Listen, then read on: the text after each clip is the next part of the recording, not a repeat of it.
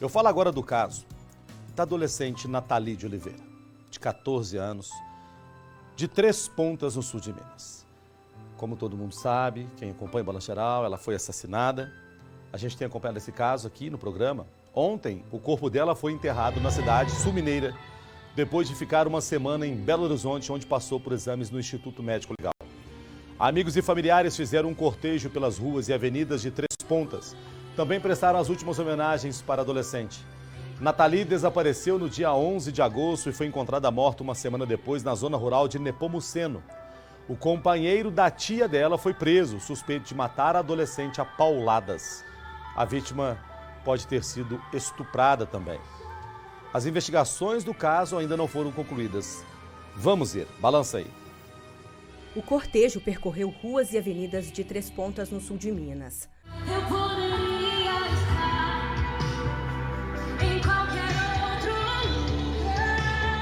Amigos e familiares também andaram pelo cemitério municipal em silêncio.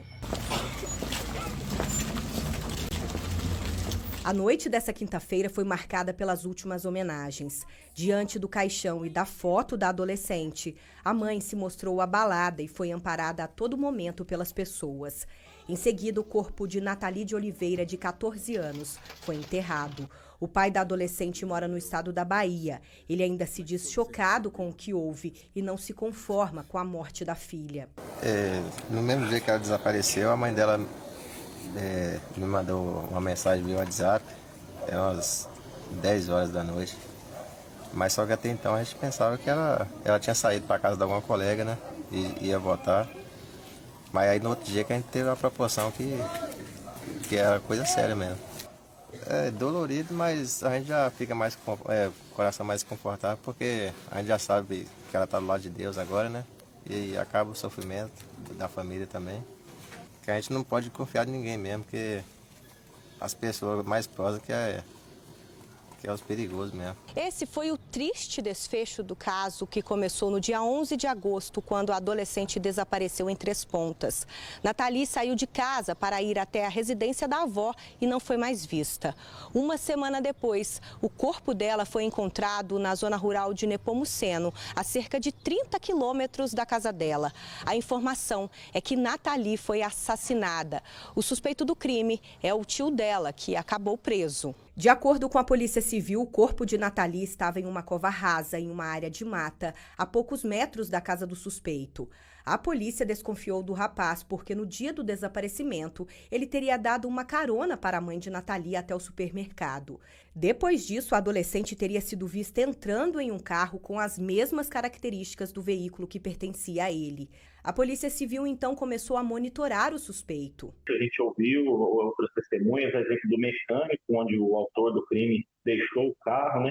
E ele confirmou para a gente que o autor esteve lá alguns dias após os fatos, perguntando se um corpo enterrado poderia ser encontrado por cães farejadores, se teria alguma forma de esse corpo não ser encontrado, o que ele poderia fazer com esse corpo não ser encontrado. Então isso aí demonstra que realmente ele estava pensando em talvez tirar o corpo daquele local e praticar uma nova ação visando ainda mais esconder esse corpo da polícia. Os policiais descobriram também que ele forjou a localização do celular da vítima. Por causa disso, o homem conseguiu dificultar o início da apuração do caso. Os bombeiros chegaram a fazer buscas em um cafezal logo após o desaparecimento dela. Eles usaram cães farejadores e até um drone. Nenhum vestígio da adolescente foi encontrado. A PM de Nepomuceno também acompanhou os passos do rapaz e, quando ele foi abordado, acabou confessando o crime. Disse que matou Nathalie a pauladas e que tinha a intenção de carbonizar o corpo para se livrar das provas. Como ele relatou para a gente, foram 2 golpes, né, com um pedaço de pau, um na região posterior da cabeça e outro na região frontal, depois que ela virou, né? E ele até complementou dizendo que depois ela começou a expelir sangue pelas bocas e ele teria entrado no desespero e começou a exercer uma constrição no pescoço dela para conter esse sangramento. A gente não sabe se realmente essa era a intenção dele ou se a intenção era realmente terminar de ceifar a vida dela ali, mas foi isso que acabou causando a morte dela. A gente está esperando ainda o laudo pericial para confirmar exatamente a causa morte cientificamente, né? Mas o que a gente tem até o momento indica que tenha sido dessa forma mesmo. O corpo de Nathalie foi encaminhado para exames em Belo Horizonte para confirmar a causa da morte. Até o momento, a motivação do crime não foi esclarecida, mas a informação é que Nathalie tenha sido morta porque ameaçou contar aos familiares que foi estuprada pelo suspeito. O homem tem 24 anos e é companheiro da tia de Nathalie. O que a gente tem sobre isso é a versão dele, né? Nenhum familiar tem nenhuma informação que pudesse ser relevante com relação à motivação desse crime, né? Infelizmente, a vítima não pode dizer o que aconteceu, né? Mas a gente então tem que trabalhar em cima dos relatos do autor. Ele diz para a gente que teve relação com ela, que inicialmente teria sido consensual, né? E depois essa relação não foi mais consensual, já que ela pediu para ser interrompida e ele continuou contra a vontade dela, configurando aquele crime de estupro, né? E ele relatou para a gente que ela tentou extorquir ele após isso, né? Dizendo que se ele não se relacionasse mais com ela, ou se ele não desse mais dinheiro para ela, que ela contaria tudo o que aconteceu para a família, falando que ele tinha estuprado ela. Então ele relata que essa foi a motivação dele, que na hora ali ela tentou usar isso contra ele e ele teria entrado em pânico, pegou um pedaço de pau ali e desferiu os golpes contra a cabeça dela, né? Mas a gente está trabalhando em cima disso ainda para confirmar essa hipótese, mas é o que a gente tem até o momento, é o relato dele. Não há indícios de que os dois tivessem tido algum relacionamento anterior. Nenhum elemento de informação que a gente tem nas investigações até o momento aponta para isso. Todos os familiares que a gente ouviu dela e dele relataram que o contato que eles tinham ali era meramente por eles serem do mesmo núcleo familiar, mas nunca teve nenhum comportamento suspeito, eles nunca tiveram nenhum tipo de proximidade assim além do normal. Então, não há nada que indique que existia um prévio relacionamento entre eles. Também está descartada a hipótese que familiares pudessem ter acobertado o suspeito.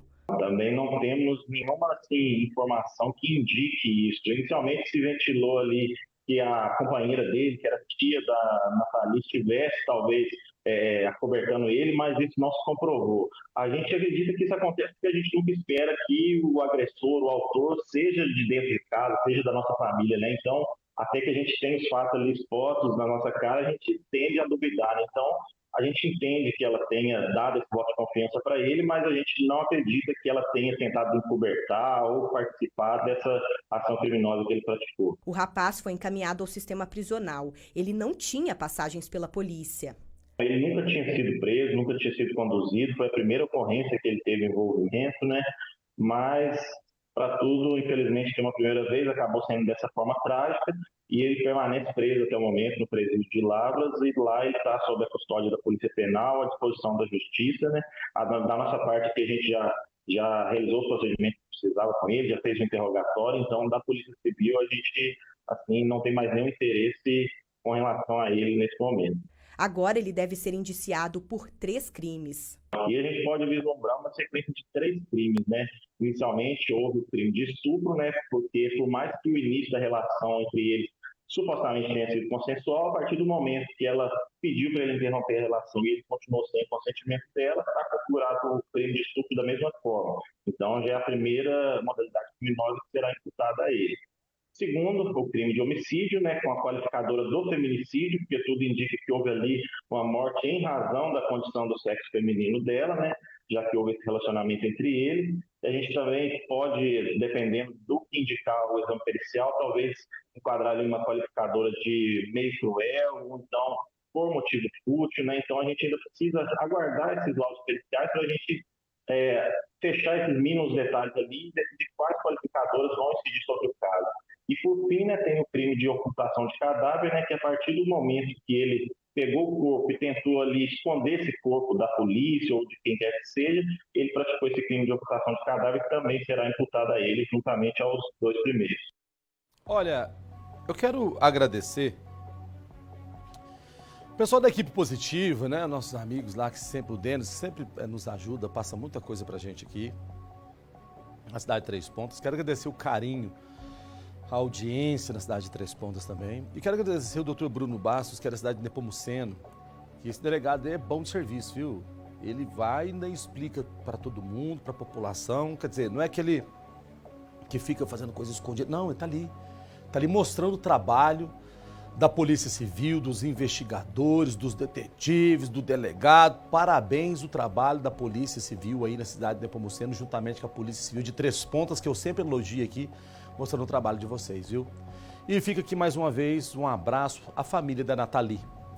Que Deus receba essa moça em seus braços e fica todos os nossos sentimentos aos familiares e amigos da Nathalie, que foi embora com apenas 14 anos.